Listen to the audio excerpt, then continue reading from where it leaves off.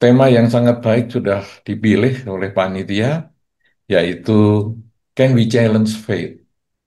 Jadi ada beberapa kegalauan di dalam masyarakat bahwa bisa enggak kita itu mengubah, nah kalau ini istilahnya mungkin menantang, mengubah nasib.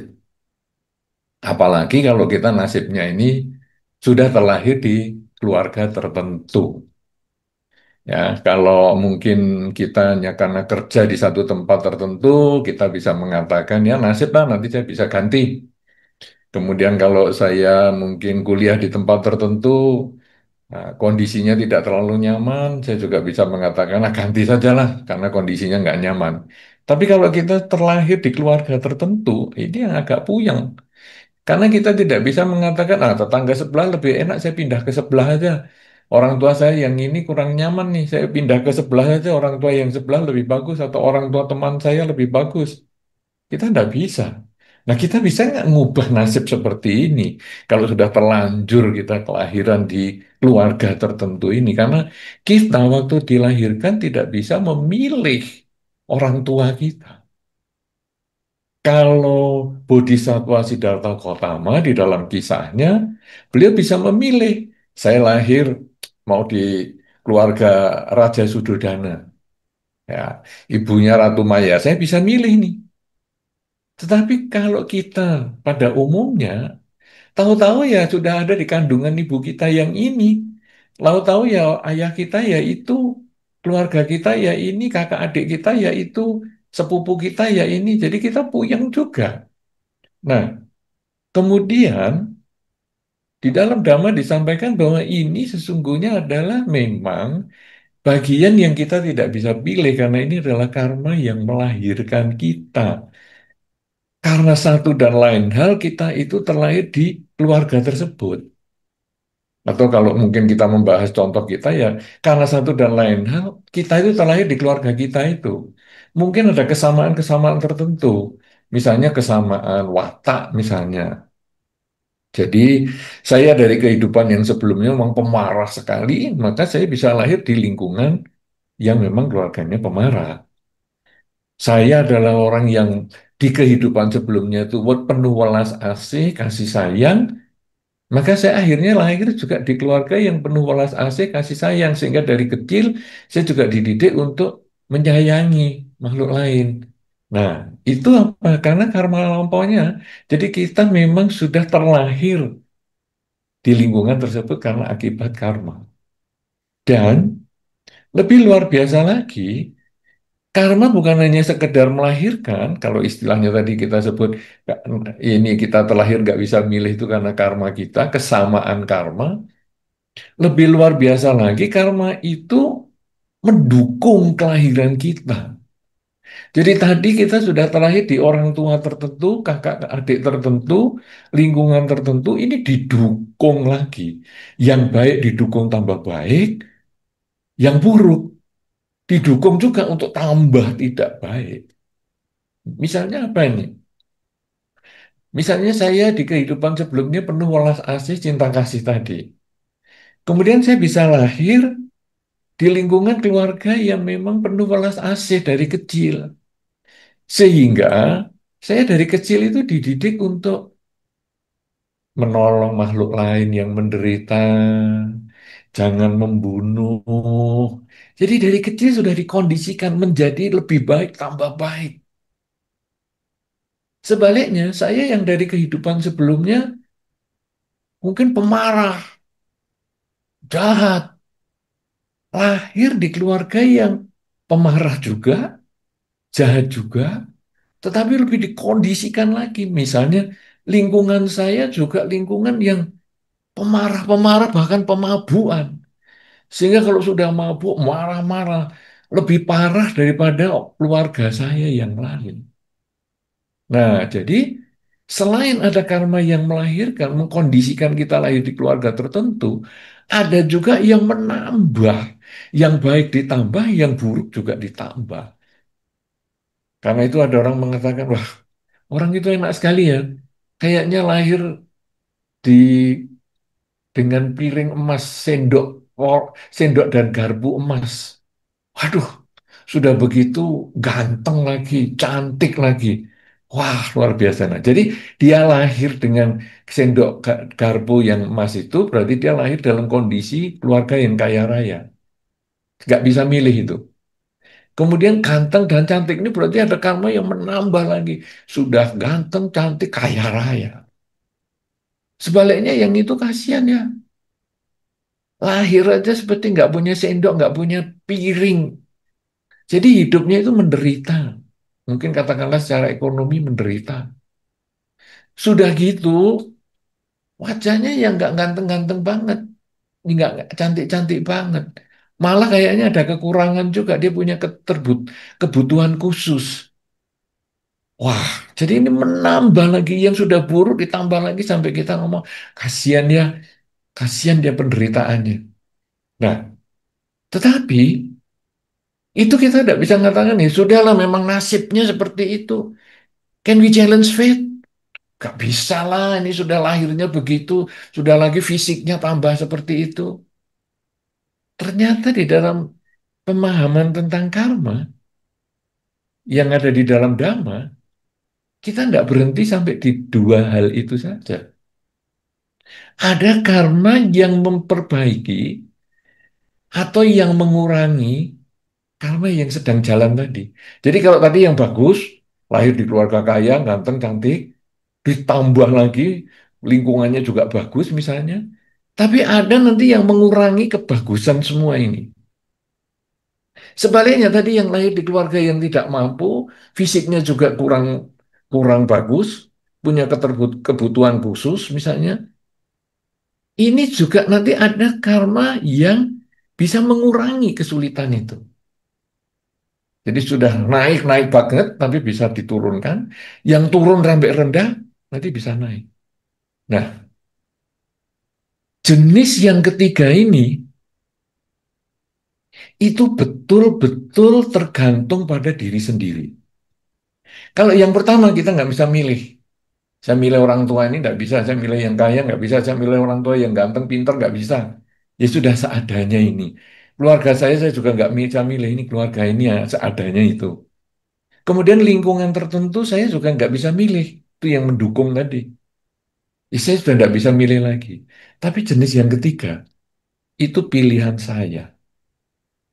Saya mau terus bahagia dengan kekayaan saya, dengan fisik saya yang bagus, dengan lingkungan saya yang bagus. Saya ingin terus bahagia, atau saya malah melakukan kesalahan sehingga berpotensi untuk jatuh. Saya yang sedang menderita, keluarga saya juga memang tidak mampu-mampu banget, fisik saya juga punya kelemahan. Apakah saya akan mendiamkan itu sehingga saya makin tenggelam, atau saya justru akan punya sikap challenge the fate untuk meningkatkan nasib kita menjadi lebih baik. Nah, inilah yang ketiga, yaitu perbuatan kita. Di dalam Dhamma, perbuatan itu hanya ringkas sekali yang ada di dalam Dhammapada dikatakan intinya adalah kurangi kejahatan, tambah kebaikan, sucikan pikiran. Sudah itu saja yang dikerjakan. Kurangi kejahatan. Kita sebetulnya pada dasarnya itu tahu yang disebut kejahatan. Contoh yang paling sederhana. Anda tertarik dengan HP teman Anda. Kemudian Anda mau ambil HP teman Anda itu, mau bawa pulang maksudnya. Anda tahu itu perbuatan tidak benar. Maka untuk melakukan itu, Anda menoleh ke kanan dan menoleh ke kiri dulu. Kira-kira ada orang nggak? Kalau ada orang, saya nggak berani ambil tuh. Oh, nggak ada orang, ambil. Jadi kita tahu itu perbuatan tidak baik. Kemudian, itu yang lebih sederhana lagi adalah kata-kata. Kalau kita kata-katanya itu tidak baik, jelek, dan lain sebagainya, itu kalau ngomong biasanya pelan. Sini-sini saya kasih tahu. Pelan. Kenapa? Karena kita tahu tidak baik. Mungkin menjelekkan orang. Sudah bisik, dia itu ya jahat dikit. Itu kita pelan. Tapi kalau kita melakukan perbuatan baik, tidak perlu noleh kanan, noleh kiri, kita langsung berbuat baik. Misalnya kita di aula Buddhist Fellowship ini menemukan HP misalnya, yang ketinggalan di belakang misalnya, atau menemukan di toilet misalnya. Kemudian kita langsung bawa HP ini, langsung kita malah teriak, "Hei, HP-nya siapa nih? Ketinggalan tadi di toilet, atau ketinggalan itu di belakang. Ayo, nih HP-nya siapa?" Karena kita berbuat baik, kita berani ngomong, berani suara keras. Demikian pula kalau kita memuji teman kita. Tadi kalau kalau kita mengkritik ataupun membicarakan kejelekan orang, kan kita bisik-bisik. Tapi kalau kita membicarakan kebaikannya orang, kita berani ngomong terus terang. Juga bahkan di depan orangnya. Kamu tahu nggak teman saya itu baik sekali. Ini. Teman saya yang ini. Aduh, kalau minggu ngajak ke wihara rajin banget ini. Wih, saya kalau nggak diajak dia, saya nggak kenal agama Buddha misalnya. Kita dengan keras suara lantang, kita bisa memuji orang. Karena kita mengucapkan yang baik. Jadi, dalam diri kita sebetulnya kita tahu itu perbuatan baik, maka kita bisa menyuarakan dengan keras dan melakukan dengan tanpa ragu. Tapi kalau kita tahu itu perbuatan buruk, tidak berani bersuara keras, tidak berani melakukan dengan terus terang. Jadi kita tahu ukuran baik dan buruk itu. Maka yang tadi dibacakan yang dipimpin oleh Bro Richard tadi adalah Pancasila Buddhis. Sebetulnya itu standar dasar. Tidak membunuh, tidak mencuri, tidak berzina, tidak bohong, dan tidak mabuk-mabukan itu. Karena kalau kita melakukan itu, biasanya pasti kita itu noleh kanan, noleh kiri. Apalagi hanya sekedar tempuk tangan nyamuk saja. Mungkin di Dhamma Hall itu Anda harus toleh kanan kiri dulu. Ada orang nggak? Kalau nggak ada orang, baru nepuk nyamuk.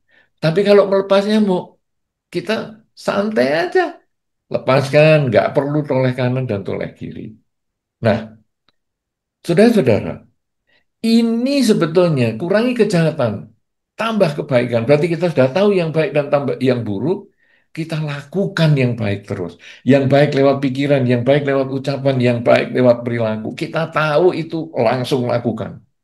Jangan ditunda, karena umur itu tidak pasti.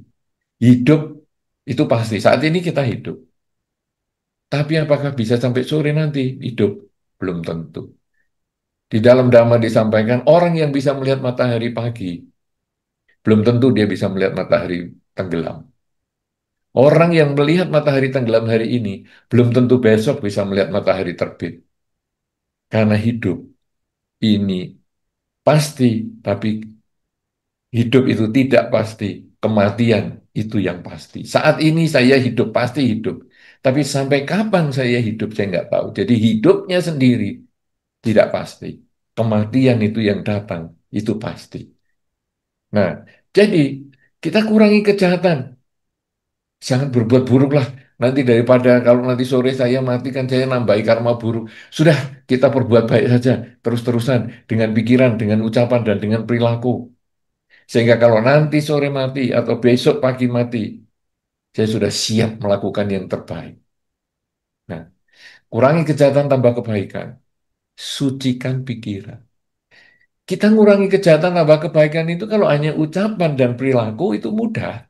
Karena asal kumpul dengan orang, Anda kumpul aja di Dhamma Hall ini. Maka omongan Anda yang jelek-jelek mungkin bisa berkurang karena Anda tahu itu omongan jelek. Anda omongan baik-baik, Anda bisa lakukan itu karena Anda tahu itu perbuatan baik. Perilaku juga gitu. Karena perilaku buruk, maka Anda ketika kumpul dengan teman, Anda tidak berani melakukan.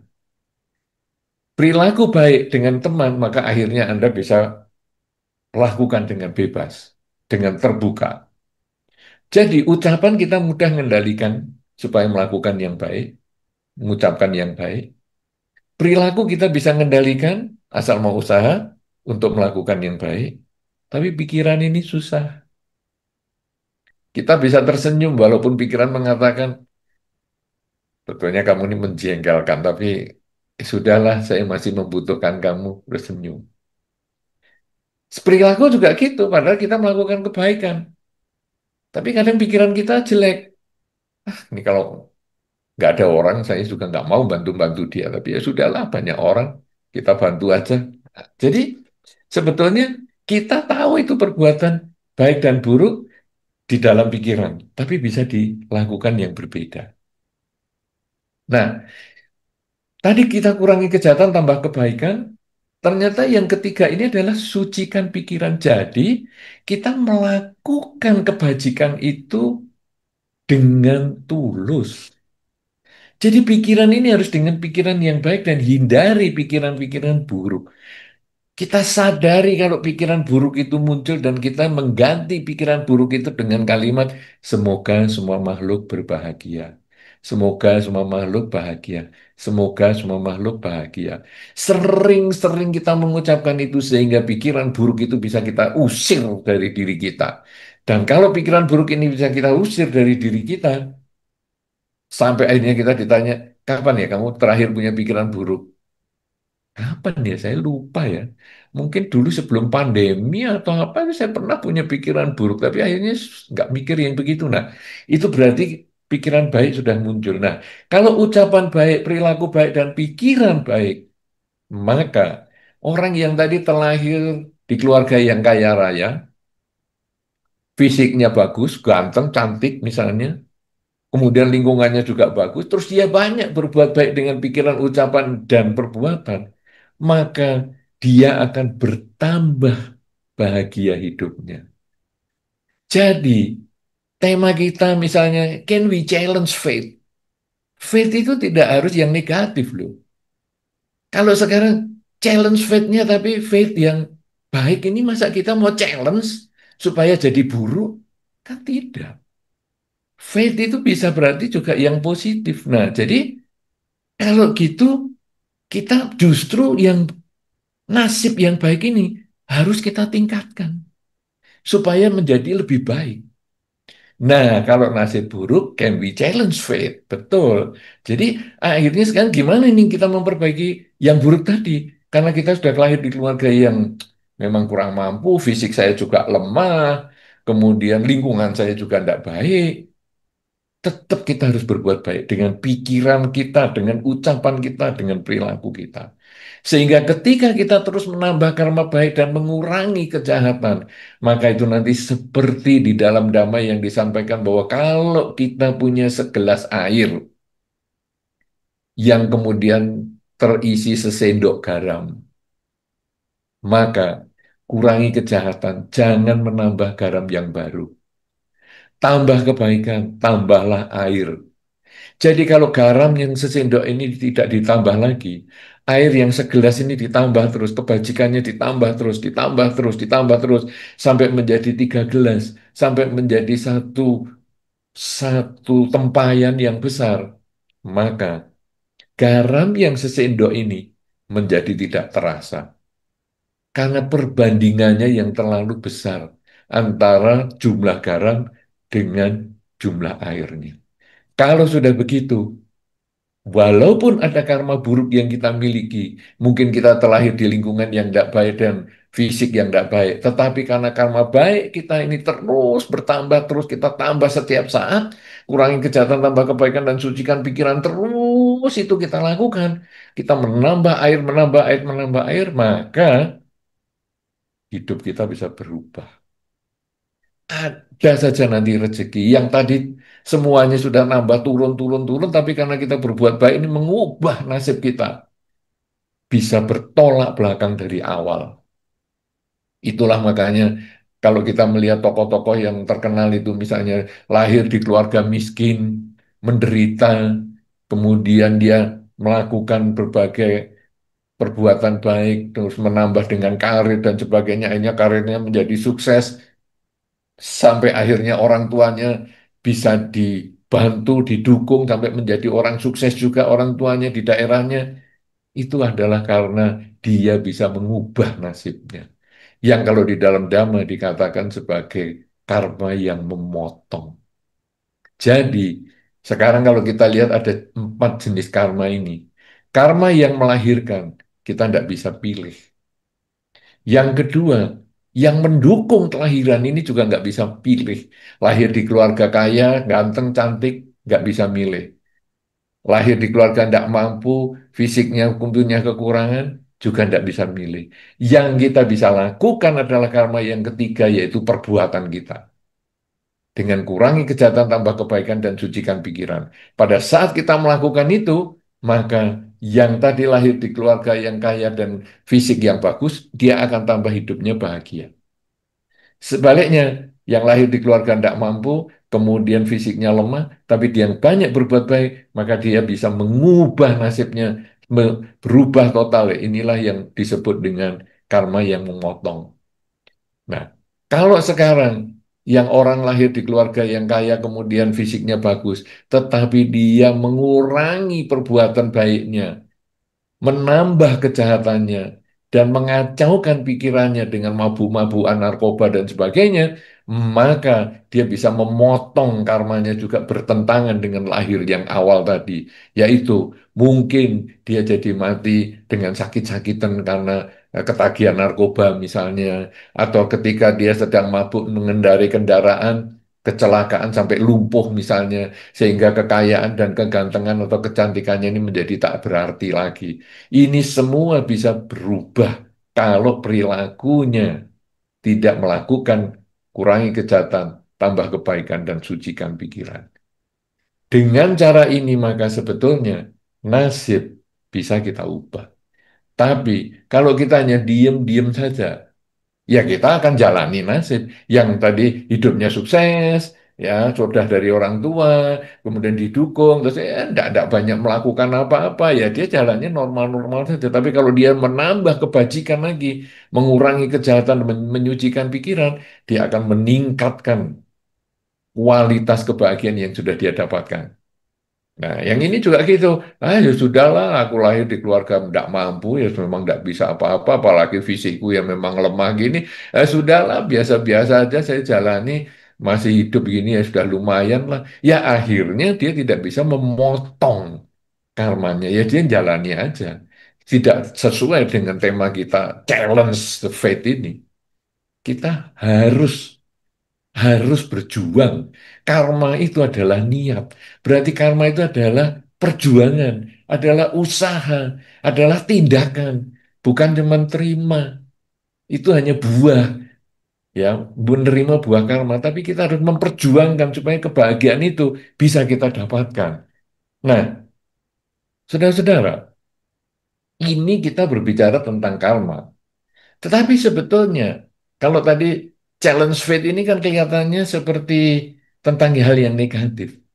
Negatif dan positif itu sebetulnya adalah tergantung pada pikiran kita. Kalau cocok dengan pikiran kita, cocok dengan keinginan kita menganggap itu positif. Kalau hal itu tidak cocok dengan keinginan kita, maka kita menganggap negatif. Contohnya, misalnya ada makanan semangkok mie. Kemudian kita makan, kita ngomong enak. Kenapa mie ini enak? Karena cocok dengan keinginan saya. Keinginan saya, mie-nya rasanya teksturnya seperti ini, panasnya juga seperti ini, kemudian bumbunya ya seperti ini. Suasana tempat makannya juga seperti ini. Wah, ini enak nih mie-nya ini. Kita merasa cocok. Tapi orang lain mengatakan di sebelah kita, yang makan juga yang sama mie-nya. Enak ini, apa ini teksturnya terlalu kenyal ini, bumbunya nggak nendang sama sekali, nggak ada rasa ini, ya panasnya juga kurang panas ini kalau menurut saya ini seperti mie yang sudah dari tadi pagi misalnya. Jadi mie yang sama untuk seseorang yang cocok dia mengatakan bagus, baik, enak. Mie yang sama untuk orang yang tidak sesuai keinginannya dia mengatakan nggak enak. Jadi dari contoh mie ini, kalau kita bercerita tentang nasib, ini juga sama. Wah, nasib baik. Kadang-kadang kita menyoroti orang dengan ngomong nasib baik. Si A ini nasibnya baik sekali.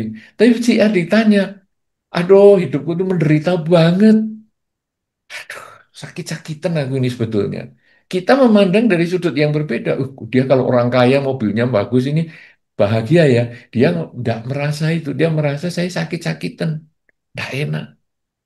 Sebaliknya kita juga melihat orang lain. Kasihan tuh hidupnya menderita. Dia mengatakan, enggak. Saya happy kok. Rumah tangga saya bahagia. Jadi, sebetulnya nasib itu juga tergantung pola pikir. Kita tidak bisa mengatakan bahwa nasib baik, nasib buruk itu hal yang objektif. Nasib baik dan nasib buruk itu sebetulnya hal yang subjektif. Sehingga kalau si subjek bisa mengubah pola pikir, maka nasib buruk bisa menjadi baik, nasib baik bisa menjadi buruk. Tergantung cara berpikir. Loh, nasib baik kok bisa jadi buruk? Misalnya apa nih? Misalnya untung 5 juta rupiah. Lalu dia mengatakan, aduh kita ini biasanya untungnya 100 juta, kok sekarang jadi cuma 5 juta. Ah, payah nih kerja begini nih, untungnya nggak ada nih kalau cuma 5 juta, seperti nggak ada untung sama sekali. Keuntungan 5 juta bisa menjadi tidak untung, bisa menjadi tidak baik. Karena cara berpikir, biasanya saya 100 juta, sekarang tinggal 5 juta. Lebih baik nggak untung lah. Sebaliknya ada orang yang rugi 5 juta. Kemudian dia mengatakan, eh untung ya, rugi kita cuma 5 juta nih. Wah, daripada kemarin saya bayangkan rugi saya ini kita ini ruginya bisa 10 juta. Ternyata cuma 5 juta ya. Untung lah masih ruginya 5 juta. Rugi 5 juta itu katanya untung. Tadi yang untung 5 juta katanya rugi. Ini kan sesuatu yang jelas itu karena cara berpikir. Nah, dengan kita memperbaiki pola pikir, kita bisa membuat hidup ini penuh kebahagiaan. Dengan kata untung itu saja tadi sederhana aja. Untung ya, ruginya cuma 5 juta, nggak 10 juta. Itu membuat kita sudah cara berpikirnya menjadi lebih bagus. Sehingga kita tidak gampang menyerah. Kita lebih gampang bersyukur pada yang kita miliki dan tidak menyesali yang hilang. Yang hilang 5 juta. Tetapi kita mensyukuri bahwa masih untung tidak sampai 7 juta atau 10 juta. Ini sama dengan kalau kita pas bekerja kemudian tangannya terluka, lecet. Kadang-kadang kita stres karena lecetnya ini. Kita tidak mensyukuri bahwa sepanjang tubuh kita yang lain ini utuh, baik, sehat. Nah, jadi kita akan mengatakan untung ya yang lecet cuma di sini, sisanya yang lain masih sehat. Dengan cara seperti itu, hidup kita menjadi lebih baik. Jadi, can we challenge fate? Bisa dengan hanya sering mengubah kata untung. Dengan sering mengucapkan kata untung ini membuat nasib kita juga bisa berubah menjadi selalu baik. Apalagi kalau kita dengan menambah kebajikan, sengaja menambah kebaikan dengan pikiran, dengan ucapan, dengan perbuatan, karena mengingat kata-kata di dalam Dhamma tadi, kurangi kejahatan, tambah kebaikan, sucikan pikiran. Maka kalau karma baik itu seperti air yang tadi saya sampaikan, karma buruk itu seperti garam, kita tadi disarankan untuk misalnya jangan menambah garam. Ya, jangan tambah. Tambahlah air sebanyak-banyaknya. Sehingga nanti garam yang sesendok yang sudah tidak bisa dikeluarkan itu, akhirnya menjadi tidak terasa. Nah, ini untuk orang yang hidupnya menderita, seperti garamnya itu banyak. Yaitu sehingga terlahir di keluarga tertentu dengan saudara tertentu, ya kemudian juga lahir di dalam lingkungan ataupun di eh, alam ataupun tempat yang mungkin kadang kena bencana alam, kemudian kena peperangan dan lain sebagainya. Kadang kita sudah tidak bisa milih, tapi dengan melakukan banyak kebajikan, menambah air terus, maka garam yang sedikit itu menjadi tidak terasa. Nah, sebaliknya yang tadi contoh orang yang lahir di keluarga yang sukses, fisiknya bagus, itu sepertinya airnya sudah banyak. Nah, kalau dia mabuk-mabukan, dia memilih lingkungan yang tidak baik karena dia punya kekayaan yang mencukupi sehingga banyak orang yang mendekat ke dia, dia seperti nambah garam, narkoba, nambah garam, sehingga hasilnya air yang dia miliki itu menjadi sangat asin.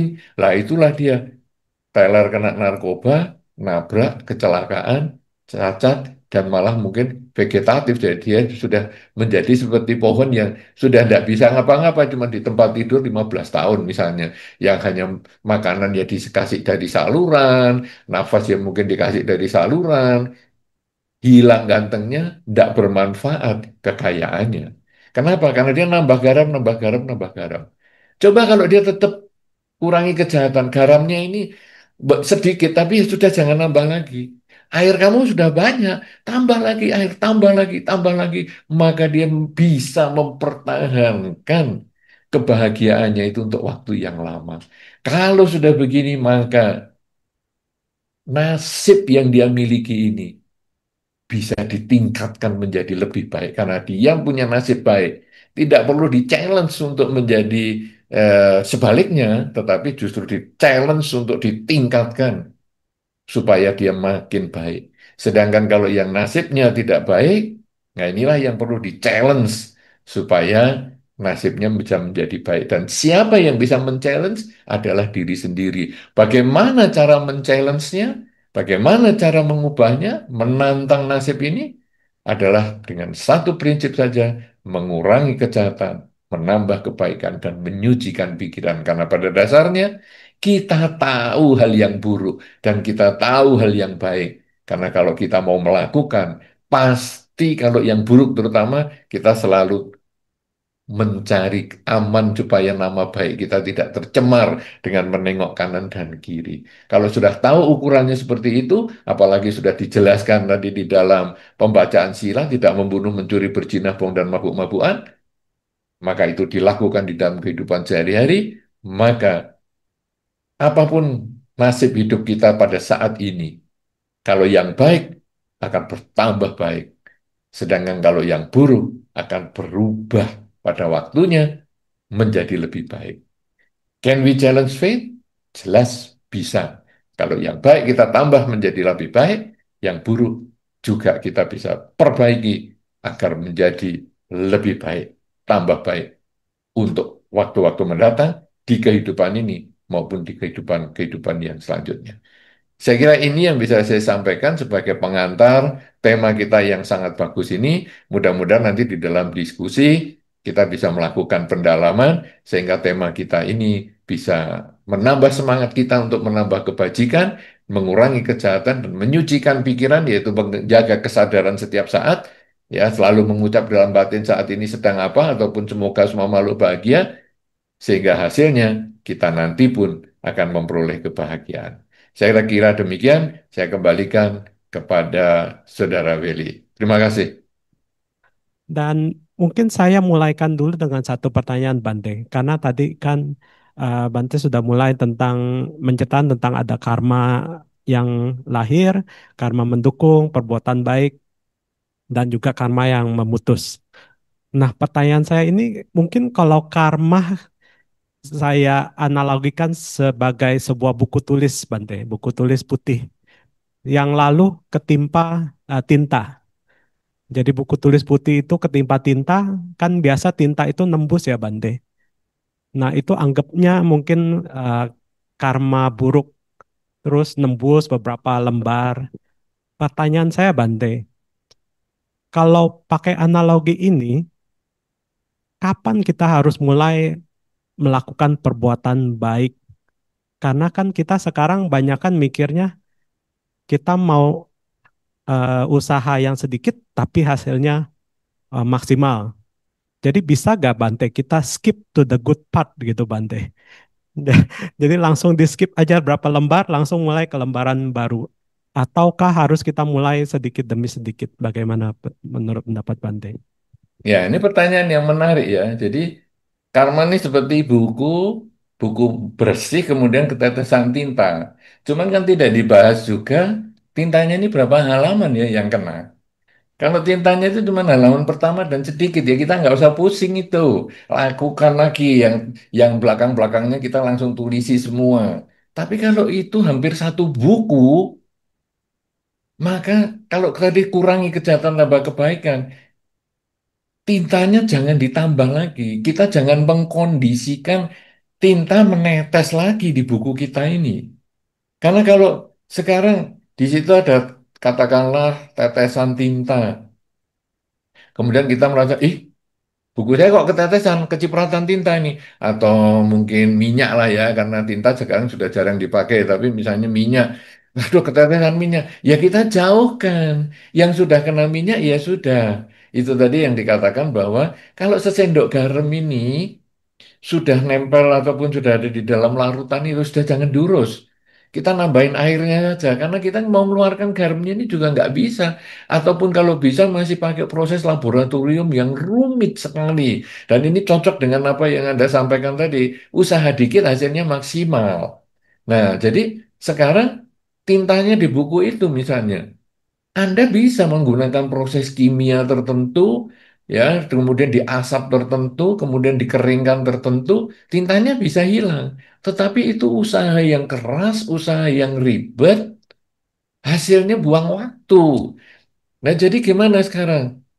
Ini berapa banyak yang kena tinta? Ya sudah, kita abaikan yang kena tinta, jangan mengkondisikan kena tinta lagi, jadi berdekatan dengan sumber-sumber penderitaan itu tadi, yang buruk itu, kemudian kita mulai menggunakan yang baik. Dan kemudian mungkin kita ada usaha untuk menambah lembar-lembaran buku kita yang lain, supaya yang putih ini menjadi lebih banyak. Yang sudah ada tintanya ya sudah.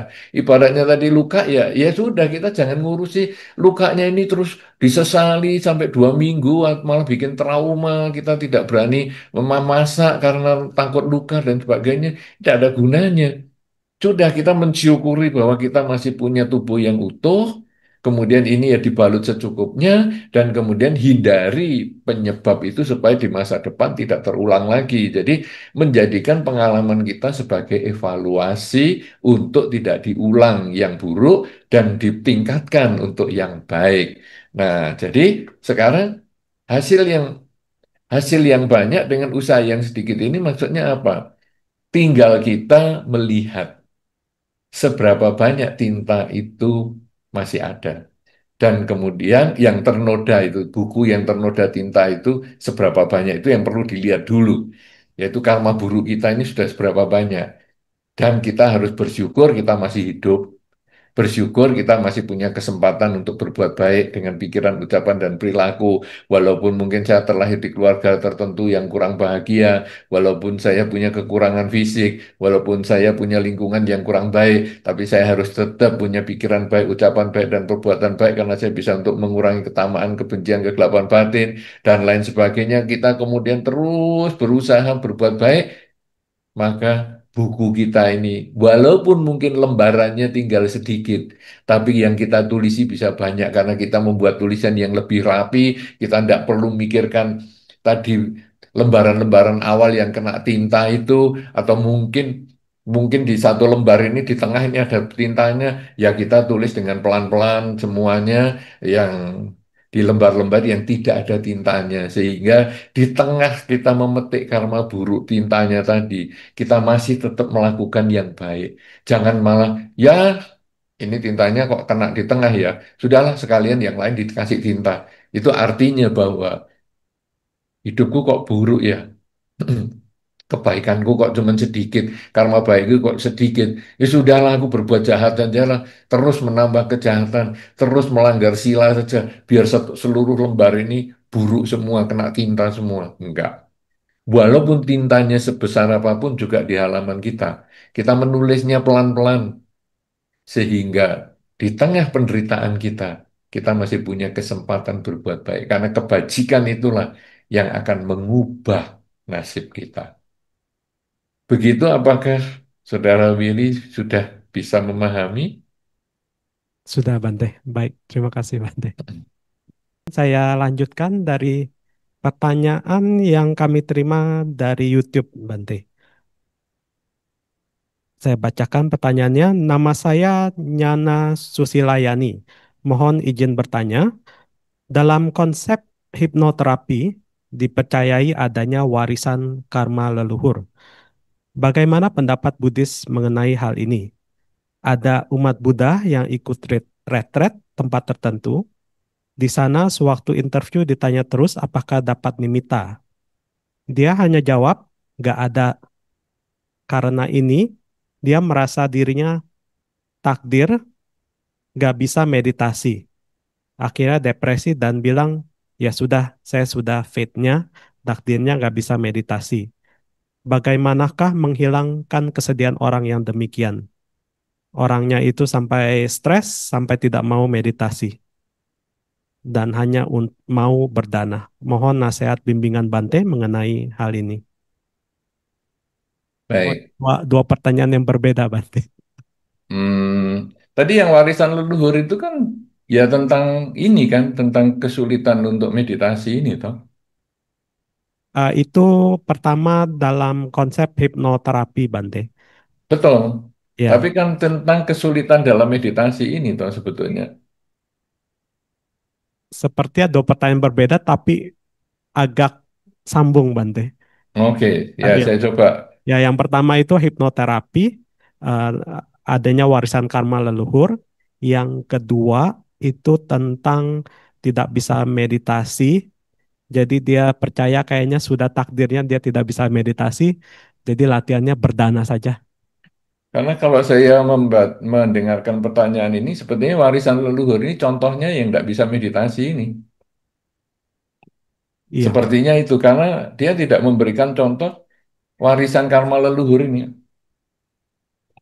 iya, kemungkinan begitu, Bante. Ya, jadi sepertinya begitu.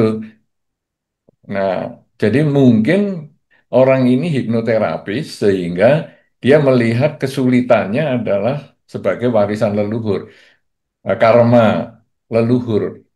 Karena di dalam Buddhis sebetulnya pandangan tentang warisan karma leluhur ini tidak ada. Jadi adanya ya seperti tadi, misalnya yang melahirkan, kemudian yang mendukung, yang mengurangi dan memotong itu salah satu bentuk karma. Ya, kemudian masih ada beberapa yang lain, tetapi yang warisan leluhur ini tidak ada. Nah, kalau seandainya ini dicontohkan dengan kesulitan di dalam meditasi, ya, karena dia kemudian dia mengatakan, "Nah, sudahlah ini takdir saya." Nah, takdir ini saya membacanya itu sebagai warisan dari leluhur, berarti dia menganggap ini adalah karma lampau saya. Nah, karma warisan leluhur ini atau warisan karma leluhur ini berarti seperti karma lampaunya itu malah masuk akal. Jadi itu karma lampau. Jadi bukan leluhur artinya warisan kakek karma kakek saya. Tidak seperti itu. Mungkin kalau ini sudut sudut saya membaca ataupun saya memahami secara makna yang letterleknya ya. Misalnya warisan karma leluhur berarti saya ini hidupnya menderita karena dulu kakek saya jahat. Nah, itu tidak ada. Itu warisan karma leluhur. Jadi karena kakek saya jahat, maka saya kemudian hidup saya menderita. Ya inilah buah karma kakek saya ini jatuh ke saya. Enggak, karena karma itu adalah milik pribadi. Siapa yang menanam, dia yang akan panen. Kakek saya yang menanam, maka kakek saya yang akan panen. Entah di kehidupan dia atau di kehidupan-kehidupan selanjutnya. Nah, tapi kok saya kok merasakan panenannya? Yaitu karma buruk saya kok juga berbuah dulu itu kakek saya suka membunuh tikus. Akhirnya di kehidupan ini rumah saya banyak tikus. Apakah ini warisan karma leluhur? Bukan. Saya punya karma buruk juga yang berhubungan dengan tikus di kehidupan yang lampau, dan sekarang saya terlahir di kondisi yang sama, yaitu yang berurusan sama tikus. Jadi sendiri-sendiri. Nah, kakek saya gimana? Kakek saya itu nanti akan lahir sesuai dengan karmanya lagi di tempat yang berbeda. Itu kalau saya melihat secara bahasa yang letterless ataupun yang yang bahasa yang apa adanya tentang warisan karma leluhur. Gara-gara kakek saya berkacamata, maka ayah saya juga berkacamata dan saya juga berkacamata. Jadi DNA kita ini berkacamata dan keturunan saya juga berkacamata. Ini warisan leluhur. Wah, kok kita punya DNA yang sama? Ini kan berarti warisan karma leluhur. Kita yang dulunya di kehidupan sebelumnya mungkin punya masalah dengan mata, maka sekarang kita memilih karma yang cocok karena kecocokan karma, kita lahir di lingkungan orang yang punya problem dengan mata. Nah, seolah-olah kita keturunan dari leluhur, punya kekurangan DNA-nya, DNA di mata. Tapi ternyata sebetulnya kalau menurut karma dia tidak. Demikian pula sakit jantung. Dulu orang tuanya sakit jantung nggak? Wah, hati-hati loh kamu potensi. Ya, demikian pula kanker. Nah, dulu orang tuanya kanker nggak? Wah, ini berpotensi ini. Ya, nah jadi penyakit-penyakit turunan itu seolah-olah itu warisan dari leluhur. Sebetulnya di dalam Dhamma justru kebalikan. Kita masuk ke lingkungan itu karena kita sudah punya kekuatan karma yang mirip, yang sama dengan keluarga di situ. Maka akhirnya jenis mencari jenis, ketemulah kita. Jadi sama-sama dulu keluarga saya ini kakek saya sakit mata, menggunakan kacamata, silindris misalnya, DNA-nya. Nah, maka akhirnya semuanya silindris semua sampai saya, sampai turunan-turunan saya. Dulu orang tua saya itu kena diabetes, ya DNA-nya kemudian saya juga dan turunan saya ya diabetes yang versi satu misalnya golongan satu yang memang karena turunan itu adalah karena kita berkumpul di sana karena mempunyai kesamaan karma. Ibaratnya Anda berkumpul di Dhamma Hall ini ya karena kesamaan ada beberapa kesamaan yaitu sesama manusia, sesama umat Buddha, tetapi nanti setelah acara ini selesai, Anda tidak akan kumpul lagi karena Anda pulang ke rumah masing-masing. Tadi sebelum datang juga Anda berangkat dari rumah yang berbeda-beda, dengan jalan yang berbeda-beda, dengan sarana transportasi yang berbeda-beda, kemudian kumpul di satu tempat yang Dhamma Hall di Buddhist Fellowship ini. Kemudian nanti selesai acara, kita akan pulang semua masing-masing ke rumahnya sendiri. Jadi ini hanya kesamaan karma. Anda di Buddhist Fellowship ini, di Dhamma Hall-nya, itu hanya kesamaan karma. Itulah yang kemudian jadi lahir di keluarga tertentu. Itu menurut pandangan di Buddhis ya. Nah, kalau sekarang kemudian dalam meditasi misalnya, ada orang mengatakan, waduh sulit ya saya meditasi. Apakah ini juga warisan leluhur? Artinya leluhur ini sekarang dari karma saya di kehidupan sebelumnya, saya tidak meditasi? Mungkin. Mungkin di kehidupan sebelumnya ini saya belum pernah meditasi. Maka di kehidupan ini sangat sulit sekali. Tapi tidak apa-apa. Karena di kehidupan ini saya menabung supaya di kehidupan selanjutnya saya masih punya kesempatan berlatih meditasi lagi, melanjutkan lagi. Nah, kalau orang ini kemudian, sudahlah, tidak ada bahasa sederhananya, tidak ada mianya lah saya menjadi meditasi. Sudah tidak ada nasibnya saya menjadi orang yang bisa meditasi. Sudahlah, saya banyak berdana sajalah. Dia keliru. Itu ibaratnya seperti orang sekolah. Kamu ini 2 tambah 5 saja kok nggak bisa-bisa sih. 2 tambah 5 masa nggak bisa? Dari kemarin belajar 2 tambah 5 nggak bisa. Iya saya memang bodoh. Sudahlah saya nggak usah sekolah. Loh ya kalau sudah nggak sekolah ya malah tambah bodoh dong. Justru sekolah itu supaya pinter. Supaya nanti 2 tambah 5 itu langsung tahu jawabnya. Demikian pula dalam meditasi. Ketika kita nggak bisa meditasi, ya justru kita latihan. Di kehidupan ini kita nabung. Sebaliknya ada orang yang meditasi sebentar, dia dulunya bukan Buddhis, kemudian dia latihan sebentar, setengah jam pertama dia latihan nggak pernah meditasi, loh kok langsung bisa? Wah enak sekali ya. Nah, dia tabungannya sudah banyak.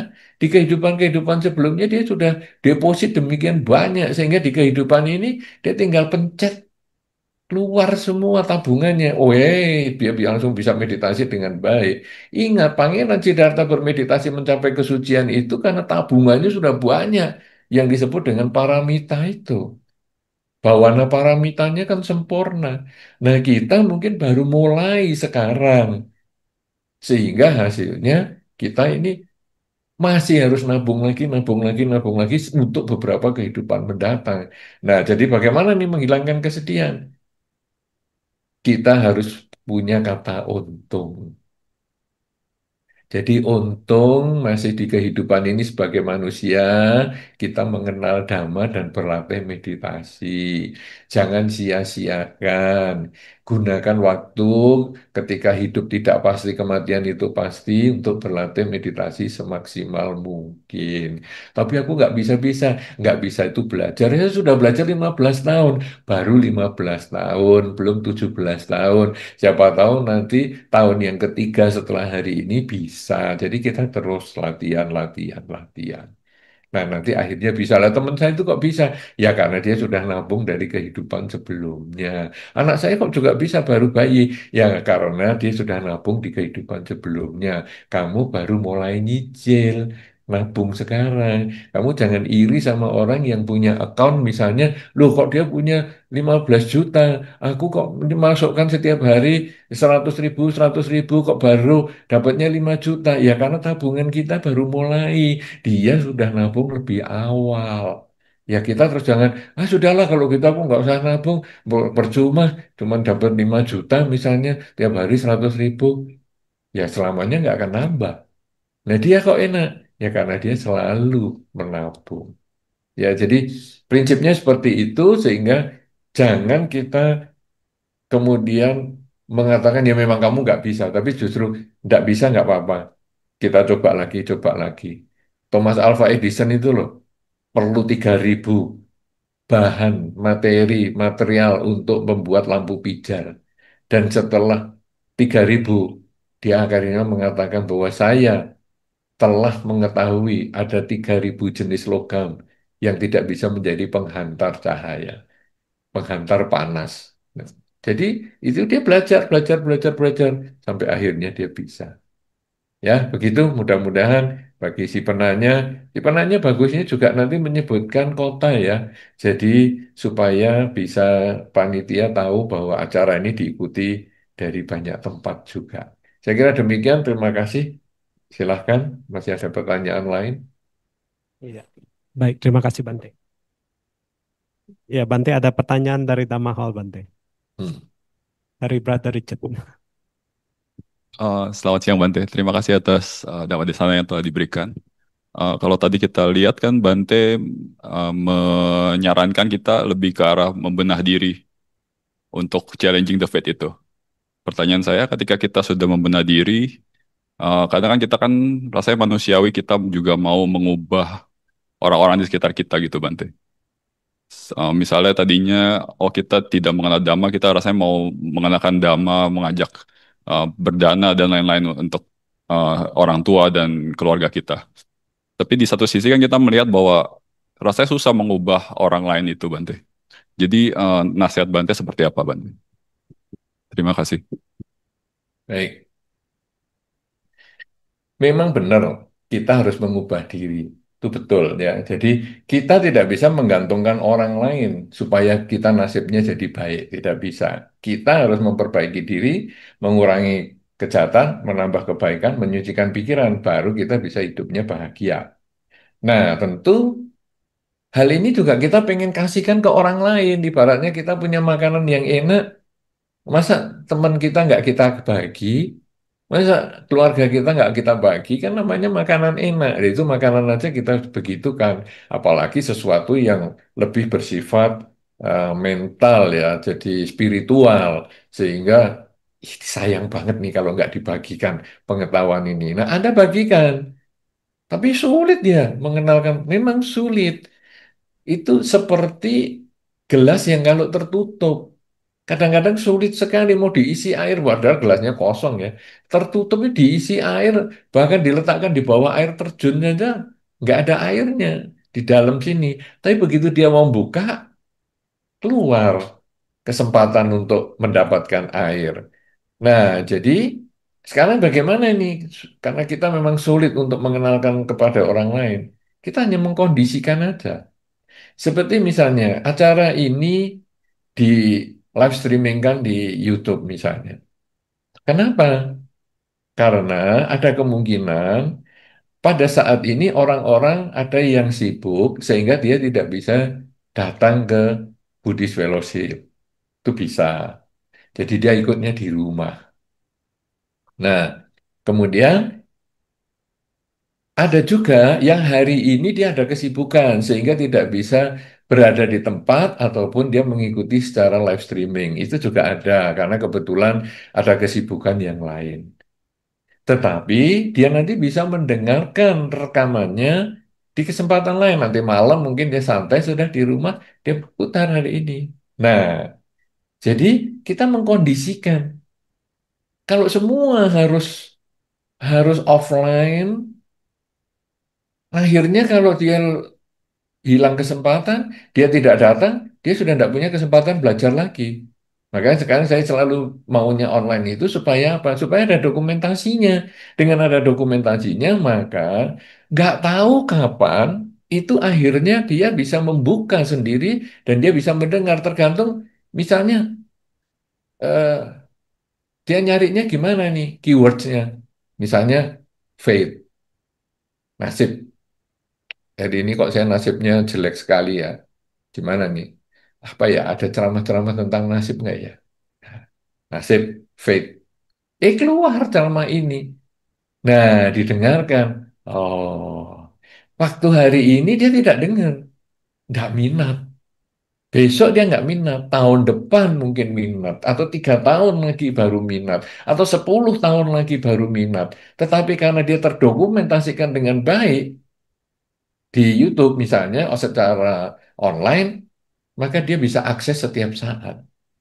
Jadi, keluarga Anda, teman Anda tetap harus berbagi kepada mereka tentang kebajikan ini, cara-cara berbuat baik ini.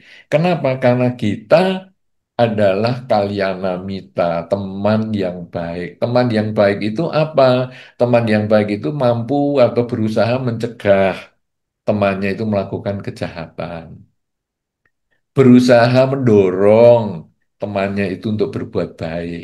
Nah, jadi seperti ini memberikan pengertian dhamma kepada lingkungan kita itu sebetulnya mendorong keluarga kita, teman kita, lingkungan kita untuk berbuat baik. Tentu saja kita harus melihat juga orangnya ya. Jadi orang ini kebetulan memang simpati dengan Buddhis. Nah, Anda bisa mengatakan, menurut Dhamma ya, kalau kita ini mau ngubah nasib atau mau challenge the fate itu, ya kita berusaha untuk berbuat baik. Karena kita harus perlu kurangi kejahatan, tambah kebaikan, sucikan pikiran. Itu kan seperti di buku Dhammapadala. Nah, ini karena dia mengenal Dhamma. Tetapi dia tidak mau tahu Dhamma. Cuman dia merasa, kamu kok hidupnya happy terus sih, gimana sih?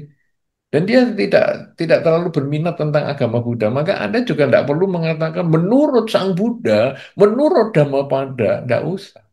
Anda cukup menjelaskan tentang nilai-nilai kebajikan itu saja, tanpa harus merek-merek, sehingga dia mendengarkan, oh ya ya, benar juga ya. Cobalah nanti saya cobanya. Nah, jadi Anda sebagai kalyanamita, kita semua adalah saling berkalyanamita, saling menjadi teman yang baik, harusnya saling mengingatkan. Tapi masalah ingatan kita, peringatan kita ini apakah dia mau dengarkan atau ditunda, ataupun nanti untuk sampai yang akan datang, itu urusan dia. Tapi kita tetap punya kewajiban moral untuk membabarkan, mewartakan nilai-nilai kebaikan ini. Apalagi Anda bisa mengubah perilaku Anda menjadi lebih baik sehingga lingkungan Anda akan mengatakan, setelah sekarang kamu banyak berbuat baik atau setelah kamu kenal Dhamma ini ya, 3-4 tahun ini, berubah loh kamu ini. Sekarang jadi, wah ucapannya jadi lebih baik, perilakunya lebih baik. Wow, hebat nih. Kamu dari mana sih belajar gini-gini? Ya Dhamma. Dari mana? Kalau saya mau belajar awalnya gimana? Nah, kalau dia tanya begitu, itu berarti dia sudah seperti gelas yang tadi mulai membuka dirinya, tinggal diisi airnya. Tapi kalau kita sendiri setelah kenal Dhamma, kelakuannya tambah jelek, maka orang akan mengatakan percumalah kamu aktif di wihara, apa gunanya kamu tambah jahat gitu, omonganmu tambah ndak karuan. Karena orang di luar itu dia tidak ikut puja bakti. Orang di luar tidak membaca buku-buku Dhamma. Orang di luar itu hanya melihat kelakuan kita itu bagaimana. Karena kelakuan kita mewakili ajaran Buddha itu sendiri. Kelakuan kita baik, maka orang luar akan berminat untuk bertanya kepada kita, apa sih yang membuat kamu jadi baik? Dulu kamu emosional kayak gitu ya, sekarang kok jadi baik? Apa sih yang penyebabnya? Nah, kenapa? Karena kita sudah berubah. Nah, orang luar hanya lihat kita. Kemudian, kamu kok jahat banget nih apa nih? Kamu ini ikut agama apa tuh? Kita bisa malu loh kalau kita dari awalnya sudah dikatakan, kamu kok kelakuannya kayak gitu sih, jahat banget. Kamu agamanya apa? Kita malu pasti. Karena kita tadi tahu kan, kalau mau berbuat jahat, kita mesti noleh kanan kiri dulu. Takut orang lain tahu. Wah, sini kok kejahatan kok jadi dikaitkan sama agama. Kita langsung ngomong, jangan kaitkan agama. Ini berbuat jahat itu ya urusan saya pribadi. Tapi orang melihat kita ini mewakili agama tertentu. Sebaliknya, kalau sekarang orang melihat, kamu jadi baik nih, gimana? 3 tahun yang lalu kamu nggak sebaik ini loh. Oh, saya soalnya setelah saya ikut agama Buddha itu saya berusaha baik, lebih baik lagi. Oh, agama Buddha. Nah, mereka nggak belajar, mereka nggak ngikut, mereka nggak nonton YouTube dan lain sebagainya, tapi mereka melihat kita ini sebagai wakil agama Buddha. Jadi begitu kita dengan bangga mengatakan, karena ini kan kebajikan ya, beda sama tadi yang kejahatan, kita malu ngomong agama Buddha. Saya cuma simpatisan aja, saya bukan Buddhis misalnya. Saya hanya setahun bisa cuma sekali kok ke wihara, malu. Tapi kalau yang tentang kebajikan, kok kamu bisa berubah jadi baik? Ajaran apa? Oh, aku agama Buddha, makanya aku diajari yang baik. Jadi kita bangga, karena ini kebajikan. Nah, makanya walaupun sulit mengubah orang, mungkin kita tidak bisa mengubah si A. Tapi karena kita sering ngomong, mungkin teman-teman di sekitar si A itu yang akan mengingatkan, kamu ingat nggak dulu dia itu ngomong begini-gini. Oh ya ya, bener juga tuh, bener juga bahwa kalau ngubah nasib tuh mestinya gini. Akhirnya dia juga pelan-pelan dia bisa berubah. Karena bagi kita umat Buddha, jumlah umat itu bukan yang harus kita urus. Ada umat pindah, umat masuk, pindah masuk Buddhis atau keluar dari umat Buddha, kita nggak mau terlalu pusing itu. Tapi bagaimana kita bisa menjadi orang yang baik?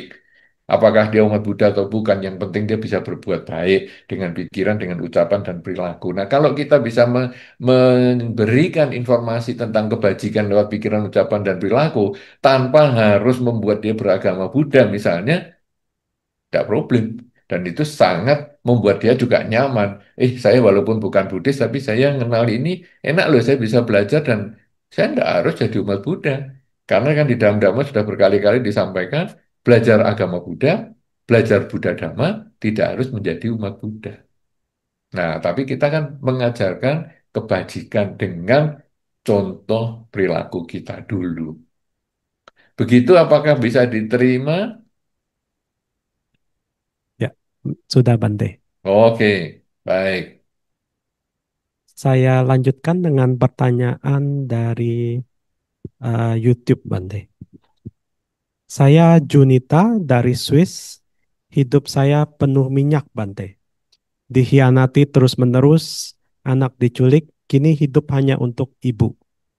Baru kini Buddhisme sekarang. Baru kenal Buddhisme sekarang. Dan mencoba menambah garam terus. Namun saya tidak tahu berapa lama saya bisa bertahan. Apakah harus menunggu sampai kehidupan berikutnya? Apakah sebegitu banyak garam di kehidupan saya sehingga air yang harus saya tambahkan tidak akan mencukupi pada kehidupan ini? Bisakah saya putuskan buah karma buruk ini? Sudah. Sudah, Bante. Iya, ya, Ibu Junita dari Swiss. Luar biasa ya acara ini diikuti sampai Swiss juga. Ini kan menyenangkan ya kalau kita kita secara online begini. Kalau saya mungkin datang ke Dhamma Hall mungkin belum tentu bisa ya. Tapi juga Dhamma Hall sekarang sudah mulai di live streaming juga. Jadi kita senang bisa diikuti sampai Swiss, tapi juga tentu kita ikut prihatin dengan kondisi yang tadi disampaikan bahwa hidupnya penuh dengan minyak. Mungkin Ini mengambil contoh dari saudara Willy tadi, yaitu dengan air dan buku dan tinta itu. Jadi mungkin hidupnya penuh dengan tinta yang dihianati lah, dibikin kesulitan lah, dan lain sebagainya. Nah, kemudian berusaha menambah air sebanyak maksimal, semaksimal mungkin. Sampai kapan ini? Nah, ini problem yang paling sering terjadi. Sampai kapan? Ya bosan sekali. Saya sudah usaha semaksimal mungkin, tapi kok ya tetap aja seperti ini. Nah, kita ini sekarang perlu juga melihat perbuatan baik kita, walaupun hanya menambah setetes air di gelas yang berisi garam itu. Tetapi secara kimiawi, sebetulnya jumlah air sudah bertambah 1 tetes. Tentu garamnya sebetulnya juga sudah berkurang rasanya. Tetapi karena baru setetes, wah ya belum ada bedanya. Coba 2 tetes, coba 5 tetes, coba 10 tetes, coba sampai 1 gayung. Akan berubah. Nah, maka problemnya bisa nggak ya selesainya di kehidupan ini atau harus sampai kehidupan yang selanjutnya? Kita jangan terlalu mengurus itu.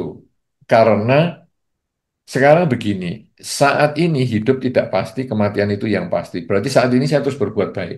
Sehingga kalau kematian ini nanti datang hari ini, minimal saya sudah melakukan kebaikan yang semaksimal mungkin sampai malam ini. Tapi kalau hidup saya masih 50 tahun lagi, maka saya masih punya kesempatan yang lebih banyak lagi. Pokoknya kalau saya setiap kali berbuat baik, saya harus merenungkan bahwa hidup saya bisa mati hari ini. Mungkin bisa mati setelah saya berbuat baik ini, maka saya terus berbuat baik, berbuat baik, berbuat baik. Kok masih hidup, berbuat baik lagi. Masih hidup, berbuat baik lagi, berbuat baik lagi. Terus dan mengurangi kejahatan. Mengurangi kejahatan, itu di prinsipnya seperti hidup kita masih panjang. Misalnya saya mau marah nih sama si A. Gimana ya saya mau marah sama si A? Tundalah sampai 2 hari lagi. Paling saya masih hidup lah 2 hari lagi. Nah, jadi kalau kita mau berbuat jelek, tundalah seolah-olah hidup kita masih panjang. Umur kita masih panjang. Tapi kalau kita mau berbuat baik, anggaplah nanti malam atau 5 menit lagi kita mati. Artinya, kalau kita sudah berpikir untuk baik, segera kerjakan. Kalau kita berpikir buruk, tunda semaksimal mungkin. Sampai nanti akhirnya Anda lupa sendiri. Kapan ya saya pikiran buruknya? Kayaknya kok saya sudah tidak punya ya. Itu baru enak. Nah, jadi Anda jangan merasa, "Ah, kayaknya nggak mungkin di kehidupan ini saya bisa bahagia." Tidak, saya harus terus, saya terus, terus, terus, terus, terus, terus. Nah, tetapi ketika Anda tadi dihianati, dibikin ada problem sampai harus menambah garam terus dan lain sebagainya, mulailah juga mengubah pola pikir. Jadi, seperti yang tadi ya pertanyaan yang sebelumnya, kita ini harus mengubah diri. Mengubah diri dengan memperbanyak kebajikan, jelas, dengan pikiran, ucapan, dan perilaku. Tapi menyikapi orang-orang di sekitar kita, menyikapi situasi-situasi yang tidak menyenangkan itu, kita juga mengubah pola pikir. Dengan sering mengatakan untung. Tadi Anda sebetulnya sudah sepintas mengatakan untung, saya sudah kenal agama Buddha sekarang. Jadi, itu yang Anda harus kembangkan terus, untung. Untung. Untung sekarang saya sudah tahu ini, jadi setiap kali emosi saya keluar, bukan garam yang saya tambah, tapi air, yaitu dengan sering mengucap, ya semoga dia bahagia, semoga semua makhluk bahagia. Dia mengkhianati saya, semoga dia bahagia, semoga semua makhluk bahagia. Oh ya nggak bisa dong saya mendoakan orang yang mengkhianati kok. Oke, kalau nggak bisa ya semoga semua makhluk bahagia. Karena ketika mengucapkan semoga semua makhluk, dia pun termasuk. Karena kita tidak mengatakan semoga semua makhluk kecuali dia itu bahagia, tidak. Saya tidak bisa ngomong semoga dia bahagia. Oke, kalau gitu saya ngulang semoga semua makhluk bahagia, semoga semua makhluk bahagia. Nah, dengan cara itu nanti lama-lama akhirnya ketika kita kepikir orang yang mengkhianati itu, sudahlah terserah kamu mau apa. Nah, kita sudah mulai berubah. Apalagi kalau mungkin kita keluar dari lingkungan itu. Ibaratnya tadi kalau ceritanya buku yang terkena tinta, ya jangan kita malah berada di lingkungan yang tertetes-tetes tinta itu. Ya kita berusaha cegah hal itu. Itu kan lingkungan tuh yang netesin tinta. Ya sekarang kita berusaha menghindar, mengurangi komunikasi dan lain sebagainya. Sehingga tinta yang sudah kita terima ini ya sudah. Tetapi sisa halaman yang masih bisa ditulis ya untuk tulis, untuk membuat hal-hal yang kita bermanfaat, yaitu misalnya kebajikan-kebajikan itu. Ya, jadi kita jangan menyesal dengan kebajikan ini dan kemudian bisa nggak bisa diputus nggak? Sebetulnya bisa. Memutus kelahiran kembali. Jadi itu bukan bukan karena karma baik dan karma buruknya nol. Seperti pembukuan, debit kredit nol. Bukan. Pemutusan karma buruk, bahkan pemutusan kelahiran kembali, itu adalah mengkondisikan karma buruk, karma baik tidak berbuah.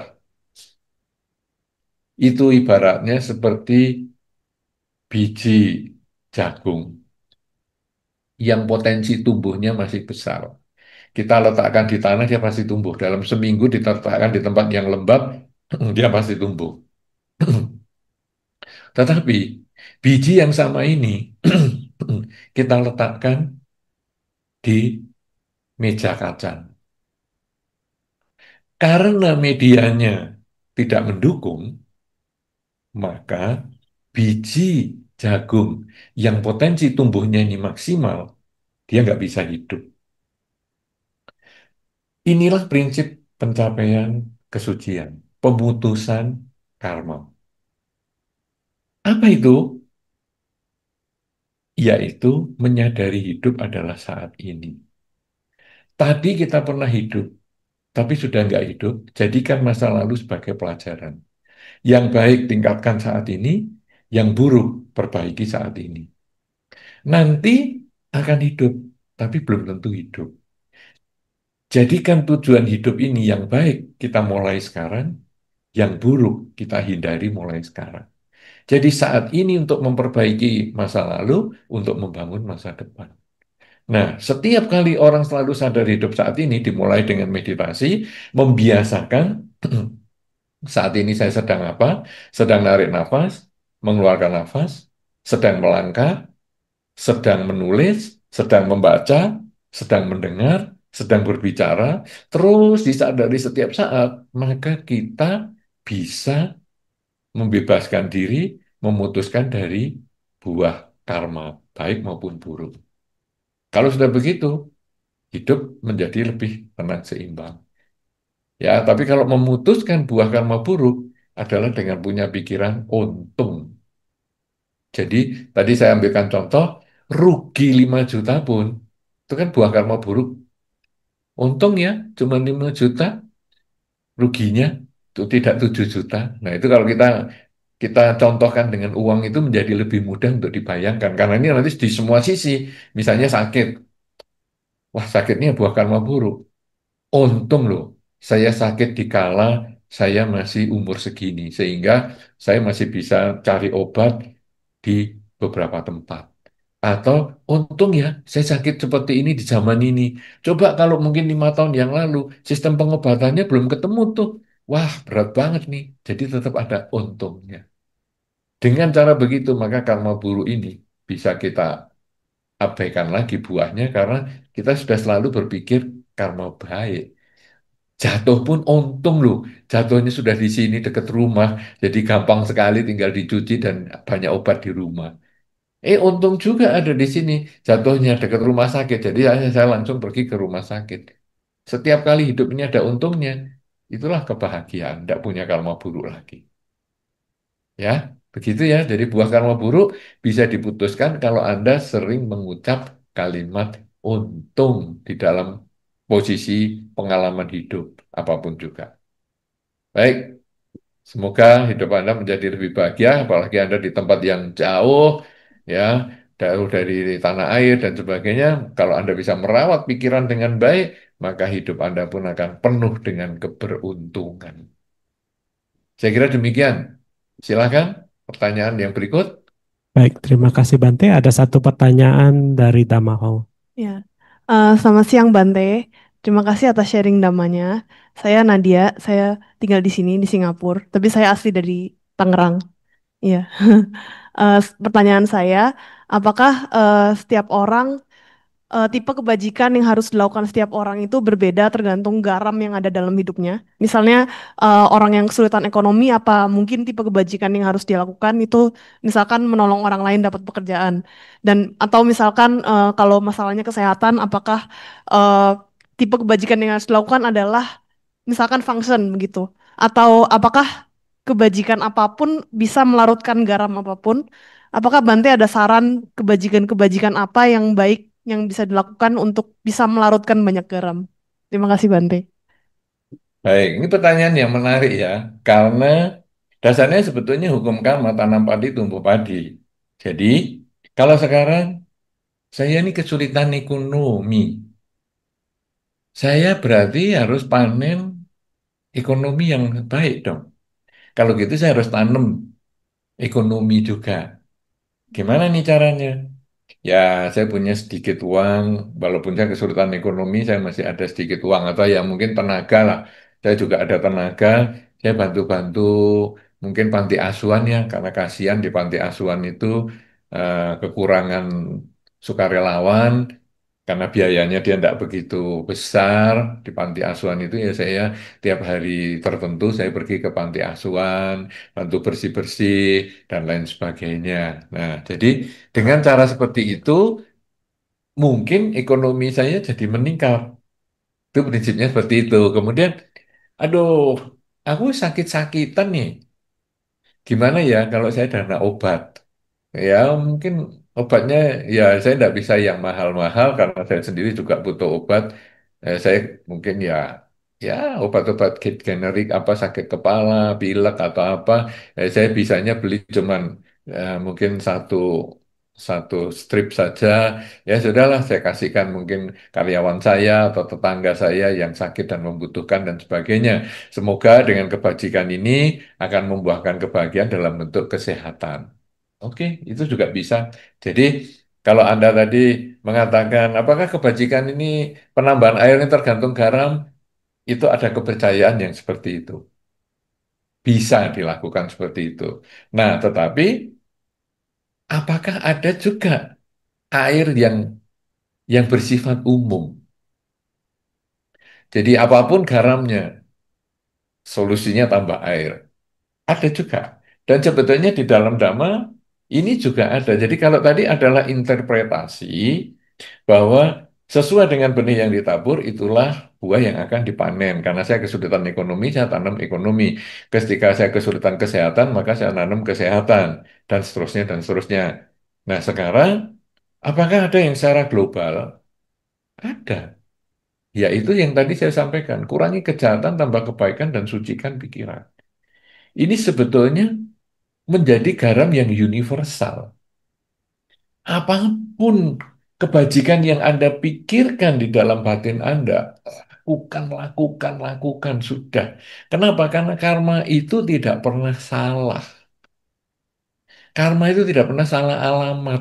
Email bisa salah alamat, paket bisa salah alamat, ya.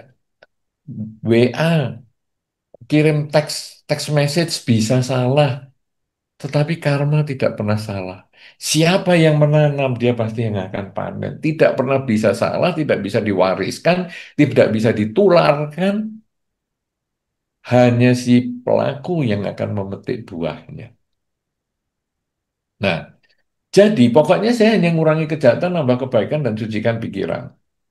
Karma itu jalannya kadang-kadang unik dan tidak sesuai dengan keinginan kita. Misalnya, saya ini sakit-sakitan ya, jadi saya mau dana obat. Tapi kok saya tetap sakit? Nggak cocok nih berarti. Bukan. Kita berharap, padahal mungkin buah karmanya kita berbentuk, yaitu kondisi ekonominya membaik.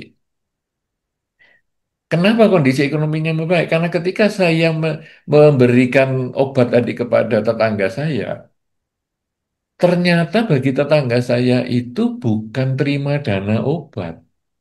Tapi tetangga saya menganggap, lumayan nih uangnya bisa ngirit saya.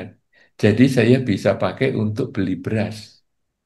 Jadi Menurut saya ini saya berdana kesehatan. Tapi ternyata si penerima menganggap dia berdana ekonomi. Jadi akibatnya gimana?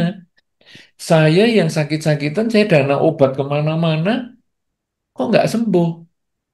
Tapi usaha saya maju. Karena usaha saya maju, maka saya bisa beli obat lebih banyak untuk kesehatan saya. Saya bisa mendapatkan dokter yang lebih baik untuk kesehatan saya. Walaupun saya sakit-sakitan terus, tapi saya dokternya bisa ketemu dokter yang terbaik. Ini sudah terbaik aja nggak bisa ketemu penyakitnya atau nggak ketemu obat yang manjur, apalagi dokter biasa-biasa. Nah, saya punya kemampuan untuk itu. Nah, kita berharap A, dapatnya B. Makanya tadi kita harus ngomong bersyukur itu. Ya, untunglah walaupun saya sakit-sakitan, kok ya ekonomi ini ada aja ya, duit ini datang aja. Lumayan lah bisa untuk berobat ke sana ke sini, ke luar negeri juga bukan sesuatu yang sulit berobat di sana dan di sini. Itu mensyukuri. Dan akhirnya sakit pun menjadi karma baik. Kenapa?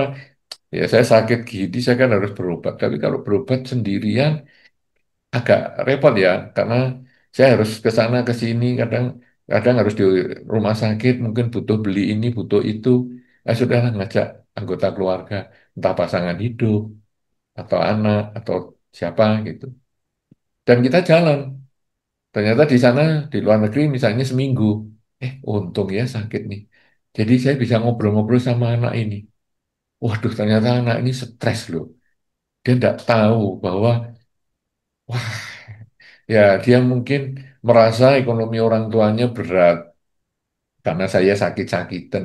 Kemudian dia punya kebutuhan untuk misalnya kuliah apa, terus dia nggak berani minta. Loh, kasihan. Wah, untung loh saya sakit jadi bisa ngobrol sama dia empat mata begini dan akhirnya saling terbuka, komunikasinya efektif banget dan akhirnya saya memahami anak ini dan anak ini juga akhirnya bisa kuliah dengan lega. Untung saya sakit. Itu kan sama dengan tadi rugi 5 juta. Untung ruginya cuma 5 juta, tidak 7 juta. Nah ini untung saya sakit, sehingga saya bisa ngobrol dan memahami kesulitan anak ini. Anak ini kan pendiam sekali. Gara-gara ngikut saya seminggu nggak ada yang diomong, kita ngobrol ke sana ke sini yang nggak jelas, tahu-tahu nyampe aja problemnya dia curhat. Nah, ini harapan tidak sesuai dengan kenyataan. Harapan kita bisa sehat, ternyata kenyataannya saya dapat duitnya lebih banyak. Kalau begitu gimana? Sudahlah berbuat baik saja dengan kerelaan, kemoralan, dan konsentrasi. Ataupun tadi kurangi kejahatan, tambah kebaikan, dan sucikan pikiran. Sudah itu saja dilakukan. Nanti akan datang kebajikan itu sendiri. Akan datang buahnya yang dalam bentuk kebahagiaan. Apapun juga. Dan itu kita bisa syukuri. Sehingga tidak perlu kita mikir, ini jatuhnya apa, karma nggak akan salah, sudah. Cuman dia kadang tidak sesuai dengan yang kita minta, tapi dia nggak akan salah. Kita berbuat, pasti kita yang akan dapatkan buahnya. Begitu, Terima sudah kasih dari Bante. Nadia, apakah cocok dengan jawaban ini? Iya Bante, terima kasih. Oke, Ya, Bante, masih ada pertanyaan dari YouTube, Bante. Ini pertanyaan dari Liliana. Namo Buddhaya. Bagaimana pandangan Buddhis mengenai pemakaian amulet atau gelang batu yang katanya bisa membuat perlindungan? Kadang di pasaran amulet atau gelang batu itu dijual dengan harga yang tinggi. Semakin mahal, semakin kuat amulet atau gelangnya, atau hanya untuk pengaruh psikologis dan sugesti biar percaya diri. iya, mana ya? Itu dulu ada cerita. Jadi ada orang yang takut masuk hutan karena dia penakut sekali. Dia takut masuk hutan, kemudian dia pergi ke salah satu orang pandai. Dia masuk hutan ini karena bagian dari ujian ya, dia ikut pencinta alam. Nah, seorang yang pecinta alam biasanya kan memang ada tes, gimana kamu naik gunung sendiri, berani nggak? Masuk hutan sendiri, berani nggak? Sebetulnya takut nih, saya takut. Tapi saya pergi ke orang yang saya katakan orang pinter lah. Lalu saya ngomong sama orang pinter itu. Menyebut orang pinter berarti kita nggak pinter ya. Jadi, itu ada orang pinter loh. Karena kita menyebut itu berarti kita sebetulnya kan nggak pinter. Nah, jadi tolong dong, saya mau masuk hutan. Ini sarana ujian. Saya kalau nggak mengikut ini, nanti keanggotaan saya di pecinta alam saya bisa dibatalkan. Padahal saya suka. Ya, saya suka rombongan sama teman-teman camping lah, apalah dan seterusnya. Lalu oleh orang yang pinter itu dikasih jimat. Jadi sebentar ya, saya buatkan jimat. Kemudian dia masuk, dibikinkan jimat, lalu dimasukkan ke dalam sampul tertutup, dirapi ya, dilakban dan sebagainya, kemudian dikasihkan orang itu, atau kasihkan saya tadi. Sudah, ini, kemudian saya terima. Wah, ini jimat nih. Dan orang pintar itu mengatakan, ini harus kamu bawa terus ya, kamu simpen di tempat yang nempel dirimu. Jadi kalau kamu pakai jaket ya di jaketmu, kalau kamu pakai tas, mungkin ya tas yang nempel di dirimu, atau kamu masukkan di ikat pinggang atau dompet atau apa, pokoknya harus nempel terus. Bahkan dari masuk hutan itu sampai keluar nanti harus nempel terus, sampai selesai ujiannya nempel terus, nanti kamu pasti aman, selamat. Oke, saya nurut. Jadi saya bawa semua. Nah, wah masuk hutan ngeri-ngeri juga nih, gelap, ada suara binatang sana sini. Ya, oke lah, saya coba lagi. Saya kan ada jimatnya nih. Jadi selamat, selamat saya panggil sama orang tua, orang pandai itu tadi. Orang pandai, tolong ya, dibantu ya, dibantu ya, dibantu ya. Nah, saya mulai jalan. Ya ngeri-ngeri, tapi ya jalan. Dan akhirnya saya bisa sampai melewati hutan itu. Kemudian mengikuti ujian-ujian yang selanjutnya dan dinyatakan lulus. Nah, lalu karena lulus, saya pergi ke orang pinter itu lagi. Kemudian orang pinter itu saya temui dan saya mengatakan terima kasih Pak, saya sudah dibantu. Saya keluarkan jimatnya. Kalau saya nggak punya jimat ini yang saya bawa terus ini, mungkin saya nggak lulus Pak. Karena ngeri banget ya hutan itu, hari itu saya malah ketemu harimau lagi. Tapi begitu saya tunjukkan jimat ini, harimaunya lari loh Pak. Ngeri banget itu hari itu saya, tapi akhirnya bisa. Nah, nanti saya kapan-kapan minta lagi ya Pak. Ini apa ada masa kedaluarsanya, expirednya? Ya, karena ini kan apa hanya dipakai sekali terus kemudian expired atau nanti bisa saya pakai selamanya. Kemudian si orang pinter itu mengatakan gini ya, coba ini ada gunting kamu buka itu lakbannya dan sebagainya. Gunting pinggir aja, jangan di tengah, pinggir gunting. Nah, kemudian amplop yang dilakban itu, kamu ambil isinya. Ya ambil. Coba itu ada kertas kan isinya. Ya, apa itu? Kosong. Loh, kosong. Ini bukan ada jimatnya. Enggak. Cuma saya kasih kosongan aja. Kamu kan menyebut saya orang pinter, berarti kamu kan enggak terlalu pinter. Dan benar, enggak terlalu pinter. Karena itu hanya kertas kosong membuat kamu lebih happy. Nah, jadi, maksudnya gimana ini? Maksudnya gini ya. Kalau kamu selamat sampai seberang, kamu mengatakan untung ada jimat ini. Tapi kalau kamu sampai misalnya digigit binatang tertentu, tadi katanya ada harimau, kamu juga akan bisa mengatakan untung ada jimat ini. Jadi cuman digigit harimau, tangan saya nggak dimakan harimau.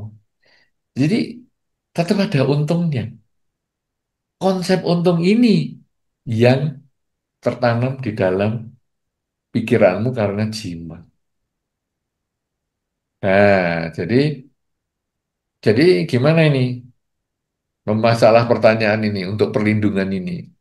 Ya, Anda, saya tidak penggemar amulet, saya tidak bisa menjawab amulet ini gunanya untuk apa? Karena ada penggemarnya juga, ada peminatnya juga, ada yang seneng mahal. Oh, mahal pasti amuletnya manjur, murah dikasih gratis amuletnya nggak manjur. Ya itu terserah. Bagi Anda yang seneng dengan amulet ya silahkan jalani.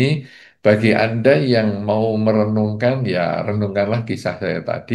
Mudah-mudahan ini bisa memberikan manfaat untuk saudari Liliana. Terima kasih. Ya, baik, terima kasih Bante. Kayaknya kita masih ada dua pertanyaan lagi Bante. Apa boleh kita lanjut Bante? Silakan. Ya, baik. Jadi atau kalau masih ada pertanyaan di Dhamma Hall, silakan angkat tangan ya. Kalau tidak, saya bacakan pertanyaan yang sudah masuk dari YouTube. Ya, pertanyaan dari YouTube, Namo Buddhaya Bante. Nama saya Linda dari Singapura. Saya sedang mengalami lingkungan kerja yang toksik dan manajer yang over micromanaging selama 1 tahun lebih. Saya sudah berusaha semaksimal mungkin dan sering mengucapkan semoga mereka berbahagia. Namun masih saja saya dibully dan bahkan diberikan warning letter karena hanya work performance yang menurut saya tidak masuk di akal.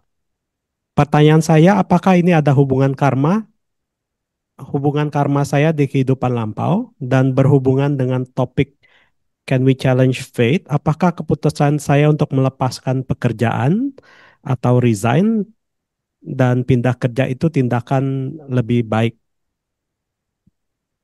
Baik.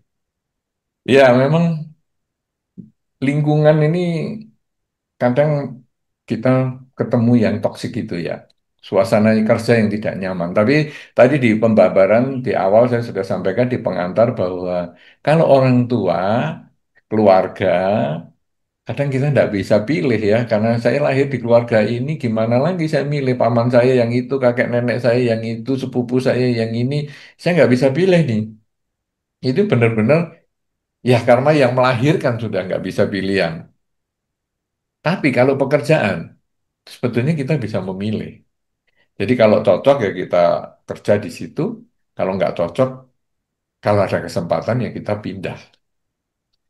Ini pada prinsipnya seperti itu. Jadi sekarang Anda sudah usaha dengan baik sekali ya dalam 1 tahun sering mengucapkan semoga mereka bahagia itu bagus banget. Jangan karena marah dan benci mengharap orang lain celaka. Ya, itu kalau kita nggak ngati-ngati, Anda penggemar film, kemudian drama Korea, drama Mandarin, drama India, drama-drama apa saja ya, drama-drama dari versi Barat dan lain sebagainya, serial itu misalnya. Kalau kita nggak ngati-ngati, kita bisa loh timbul pikiran tidak baik waktu nonton. Misalnya dia 40 seri, ada tokoh antagonis atau penjahatnya.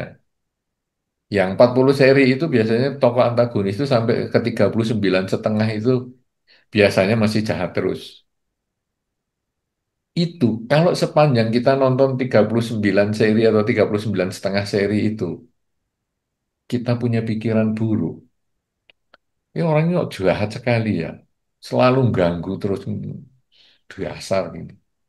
Itu sebetulnya kita sudah menanam karma buruk. Jadi sepanjang nonton itu 49 seri kan banyak sekali. Itu kita bikin karma buruk. Dan karena ini 49,5, jadi setengah kemudian di seri 40, tokoh antagonis ini mengalami penderitaan, katakanlah kecelakaan. Wah, hati-hati, kita bisa seleng loh. Ih, rasain tuh. Akhirnya kena juga kan kecelakaan atau ditembak polisi mati dah sedia sekarang. Apa yang terjadi di dalam pikiran kita? Kita berbahagia di atas penderitaan makhluk lain. Padahal di dalam Karania Meta sudah disebutkan, jangan karena marah dan benci mengharap orang lain celaka. Hanya nonton kita mengharap orang lain celaka. Rasain tuh berbahagia di atas penderitaan makhluk lain. hanya karena nonton. Nah, Anda ngedepi sungguhan orang yang toksik di lingkungan Anda, membuli Anda, dan Anda bisa berusaha semoga dia bahagia, semoga mereka bahagia, semoga semua makhluk bahagia. Wah, bagus. Kebencian akan selesai dengan cinta kasih. Dan Anda harus praktekkan. Tapi masih terus-terusan nih gimana ini? Nah ini kan sama dengan tadi pertanyaannya. Saya sudah berbuat baik terus gimana ya? Masa ya tidak ada berhentinya ini? Nah sekarang Anda fokusnya di mana dalam kerja itu? Kalau Anda fokusnya pada gaji, gaji di tempat kerja yang ini adalah yang paling bagus. Cuek, saya fokus pada tujuan yaitu ekonomi mandiri. Nah, kemandirian ekonomi ya sudah, pokoknya ini. Nanti kalau saya sudah mandiri ekonominya, saya bisa keluar dari sini. Tapi kalau gajinya di situ tidak terlalu bagus-bagus banget dengan tekanan yang demikian besar, tahan, cari kerja di tempat lain. Sudah dapat, pindah. Atau yang di sana yang kurang lebih sama, ya sudah. Tapi juga terus kita perbaiki pola pikir kita. Jadi apakah saya bisa melepas pekerjaan? Bisa. Apakah itu bijaksana? Kalau memang kita sudah punya tempat yang lain yang kurang lebih sama atau bisa lebih nilainya, dan kita membayangkan tempat itu mungkin lebih nyaman, silahkan pindah. Kan kita tidak mau seperti tadi kan, buku yang ketetesan tinta terus kita malah tempelkan. Terus, lah ini kok tintanya belum rata ya? Coba ini diratakan lagi, ini masih ada putih-putihnya. Ini baru berapa lembar? Baru 3 lembar yang bocor. Bisa nggak ya sampai semua? Itu kan itu kan bikin penderitaan untuk diri kita. Ini kok garamnya cuman asin-asin gini ya, bisa nggak ditambah garam lagi? Ya, itu kan namanya bikin penderitaan. Kita di dalam hidup ini kan logikanya cari kebahagiaan. Jadi, kalau di sini sudah menderita, kita cari alternatif. Tapi kalau gajinya ini yang paling tinggi karena kita misalnya orientasinya pada gaji, gaji tertinggi tahan dulu lah. Pokoknya saya mandiri ekonomi, sudah nanti saya keluar. Tapi kalau gajinya biasa-biasa, udah. Atau tujuan saya adalah ngetes batin saya, punya kekuatan atau enggak, latihan spiritual saya mantap atau enggak, lanjut di tempat ini. Gaji biasa-biasa di tempat lain juga sama, tapi latihan spiritual di sini paling hebat. Saya dibully, saya dimaki, dapat SP, surat peringatan misalnya, enggak ada salah apa-apa, dapat surat peringatan. Oke lah, saya coba. Bisa nggak saya kendalikan? Wah, itu kalau Anda menjadikan itu sebagai lahan untuk latihan kesabaran, ya silakan di situ. Tapi kalau Anda merasa, untuk apa latihan kesabaran? Saya sendiri aja sudah stres malah ngurusi latihan kesabaran. Dah, saya mau pindah saja. Pindah asal tidak karena emosi, jadi memang sudah ada alternatif, silakan. Tapi kalau enggak, Anda melepas ini karena emosi Anda, dan akhirnya Anda ekonomi menjadi kacau, lebih baik tahan dulu karena masih ada penghasilan yang cukup dulu. Sampai nanti ketemu alternatif penggantinya. Ya mudah-mudahan nanti hal ini bisa Anda selesaikan dengan baik, dengan bijaksana, sehingga Anda ya bahagia menyelesaikannya, dan mungkin lingkungan Anda juga bahagia juga dengan penyelesaian Anda. Saya kira demikian, mudah-mudahan bisa menjawab pertanyaan Anda tadi. Ya, terima kasih Bante. Kesempatan terakhir untuk bertanya dari Damaho. Selamat siang Bante. Saya ada pertanyaan lagi. Eh, Pertanyaannya mungkin agak sedikit berkaitan sama yang tadi jimat perlindungan itu, tapi sedikit beda. Jadi saya pernah dengar ada kenalan yang eh, mau sesuatu. Waktu itu dia susah susah punya anak. Terus dia sembayang ke tempat tertentu di Thailand di mana, dan akhirnya benar dapat anak. Jadi pertanyaan saya, apakah eh, sembayang di tempat-tempat tertentu itu juga bisa membantu untuk mengubah fate, em, supaya kita bisa mendapatkan apa yang kita mau. Apakah itu benar atau atau jawabannya sama seperti yang jimat tadi?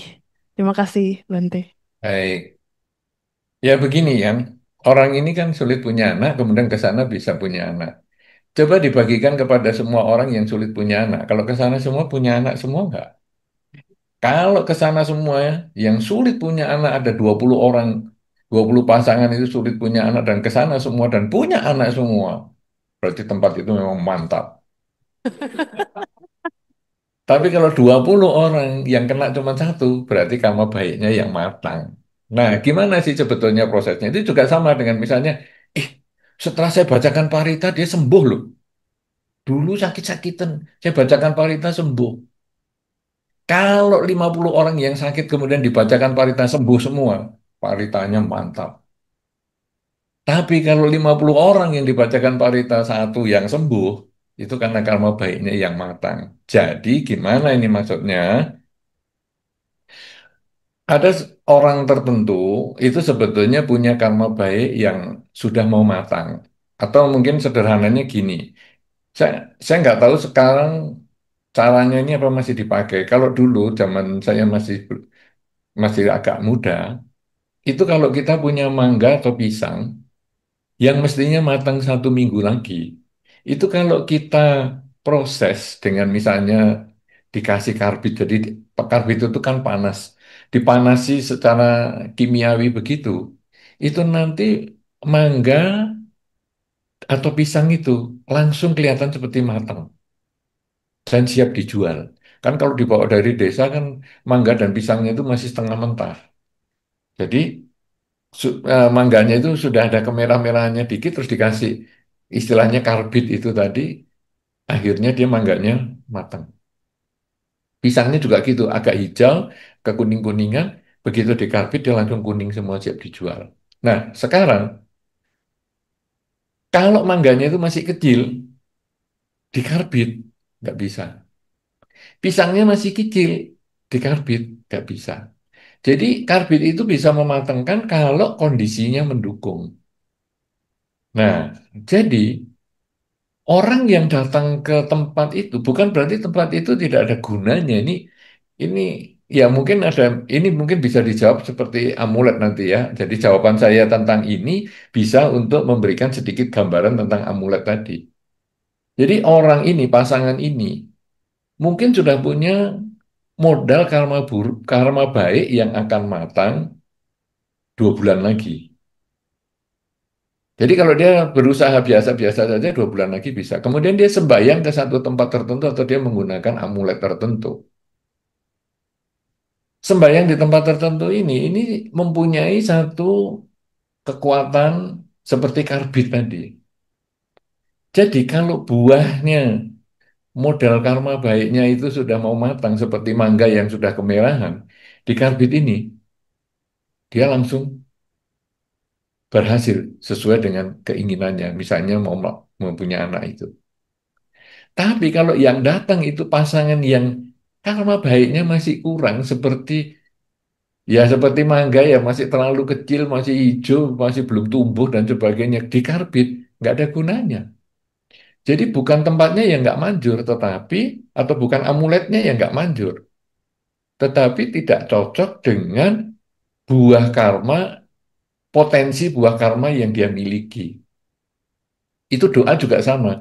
Jadi doa didoain baca parita sembuh karena karma baiknya itu sudah memang waktunya mau matang, misalnya 1 minggu lagi, 2 minggu lagi, dipercepat dengan doa ini langsung dalam 3 hari sembuh. Tapi kalau karma baiknya itu mau matangnya masih 3 tahun lagi, didoain sampai berbusa-busa di zaman ini tidak bisa. Nanti di waktu 3 tahun lagi baru sembuh. Jadi semua itu tergantung pada buah karma yang kita miliki. Lingkungan itu hanya mampu mengkondisikan buah karma kita lebih cepat berbuah kalau memungkinkan. Kalau nggak memungkinkan juga nggak bisa. Nah ini maksudnya jadi memang bisa kalau karmanya mendukung sembahyang atau punya amulet tertentu sehingga kita bisa selamat dan sebagainya. Termasuk tadi yang saya dikasih amplop itu misalnya, itu karena karma baiknya mendukung, saya bisa lewati hutan dengan baik. Tapi kalaupun saya akhirnya digigit harimau, saya masih punya jawaban, untung saya punya jimat ini. Jadi kalau sekarang misalnya orang ini pergi ke sembahyang ke situ, kok nggak bisa punya anak? Untunglah sudah kita nyoba, tapi memang belum berhasil. Jadi lebih lega. Nyoba kan 50% berhasil. Tidak nyoba 100% gagal. Jadi ya nyoba aja lah, nggak apa-apa, nggak ada ruginya juga. Gitu. Mudah-mudahan jawaban ini melengkapi jawaban tentang amulet juga sehingga tidak menimbulkan kerancuan di dalam cara berpikir kita. Saya Terima kira kasih. demikian. Terima kasih. Pertanyaan yang sangat bagus ya dan Terima kasih. penting itu sebetulnya. Terima kasih. Mudah-mudahan bermanfaat. Silahkan, Saudara Weni, apa masih mau dilanjut? Apa sudah cukup? Ya, terima kasih Bante. Saya rasa waktunya sudah cukup Bante. Mungkin Bante ada kata-kata mutiara Bante yang ingin disampaikan. Mutiara karena kalau garam ntar larut Bante. Jadi Iya, mungkin yang bisa memotivasi kami untuk tetap praktek Dhamma dalam kehidupan sehari-hari kami Bante. iya. Bante. Ini kata-kata Anda ini medsos banget ya. Medsos biasanya. Apa kata-kata mutiara Anda hari ini? Aduh, itu medsos banget. Jadi begini ya, apa yang kita bahas tentang Can We Challenge Faith ini sebetulnya kita nasib ini adalah kita sendiri yang buat. Karma itu tidak pernah salah. Jadi kesulitan kita, kebahagiaan kita sebetulnya semua adalah milik kita. Tidak pernah orang lain membuat kita menderita. Ini yang perlu diingat. Jadi tidak pernah lingkungan membuat kita menderita, tetapi kita mengizinkan penderitaan itu datang karena pikiran kita. Orang lain membuat kita menderita karena pikiran kita berharap. Kita terlalu mengharapkan orang itu melakukan sesuatu di luar kemampuannya dia. Nah, sekarang kita tentu harus memperbaiki diri kita sendiri, yaitu kalau keinginan tidak bisa sesuai dengan kenyataan, maka kenyataan yang tidak bisa diubah, keinginan kita yang bisa. Cara mengubah keinginan adalah memang dia begitu. Dengan kata sering mengatakan memang dia begitu, hidup kita di lingkungan yang tidak begitu nyaman, kita masih bisa bertahan. Seperti biji teratai yang jatuh ke lumpur. Dia tidak perlu menyesali jatuhnya di lumpur itu. Duh, kok aku jatuh di lumpur? Kan kotor sekali ini. Enggak. Ya sudah, memang aku sudah jatuh di lumpur. Kenyataan aku jatuh di lumpur tidak bisa mengubah kenyataan. Yang aku ubah adalah pola pikir dia itu. Ya sudah, saya jadikan lumpur ini sebagai media saya untuk tumbuh.